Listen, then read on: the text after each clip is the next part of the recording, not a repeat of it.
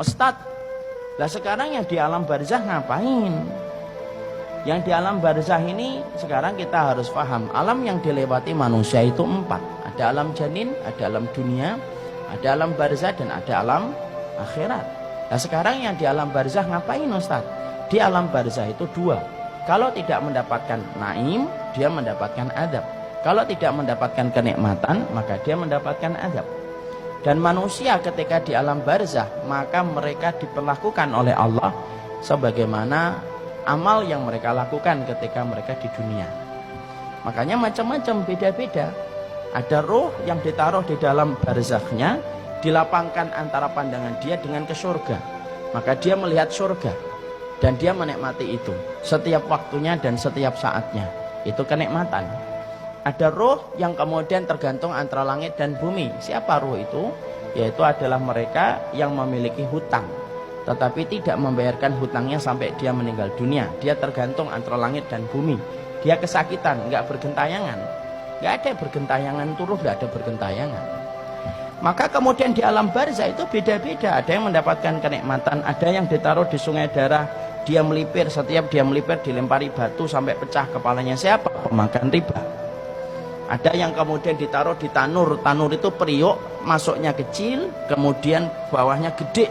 Untuk siapa? Mereka para pezina yang tidak bertobat sampai kemudian mereka mati dengan zina yang mereka kerjakan. Dididihkan oleh Allah setiap waktunya. Makanya zina itu urusan gede, itu zina. Urusan yang tidak bisa dipandang remeh itu urusan zina. Maka dipanaskan.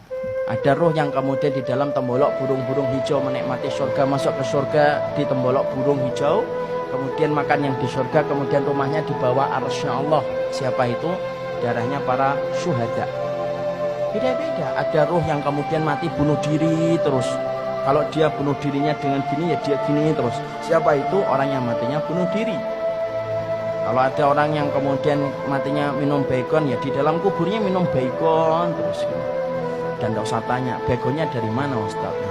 Saya juga nggak ngerti. Tapi di situ kemudian disebut dengan alam barzah. Alam barzah itu bisa nggak ketemu Ustaz? Bisa.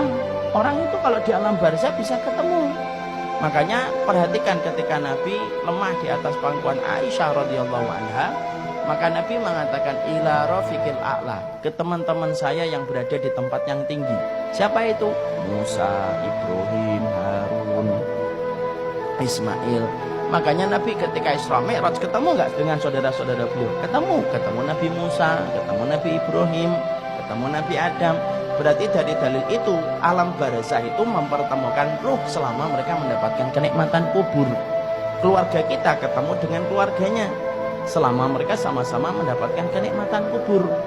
Jadi maaf, kalau orang tua kita, bapak kita meninggalnya di Aceh, ibu kita meninggalnya di timur-timur, selama mereka sama-sama mendapatkan kenikmatan kubur, maka mereka ketemu. Karena alam barzah itu tidak sendirian.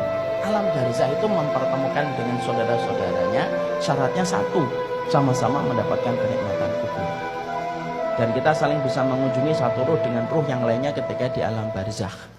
Makanya kita kemudian mendapati satu hadis yang disebutkan Rasulullah, roh itu kalau mereka berada pada kenikmatan kubur, mereka saling kumpul.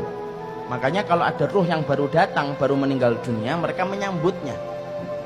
Dan pertanyaan mereka, pertanyaan tentang keluarga-keluarga mereka yang mereka sudah tinggalkan lama ketika terputus kabar dari urusan dunia. Ruh-ruh yang lama itu akan tanya sama ruh yang baru, gimana kabarnya anak saya, gimana kabarnya suami saya, gimana kabarnya keluarga saya. Itu akan ditanyakan kepada ruh yang baru datang. Itu kata Rasulullah, hadisnya sahih. Kadang-kadang mereka bertanya, gimana kabarnya fulan? Maka ruh yang baru datang itu berkata, loh, fulan itu sudah meninggal sebelum saya. Dia sudah meninggal sebelum saya. Lalu kemudian apakah dia tidak datang ke tempat ini?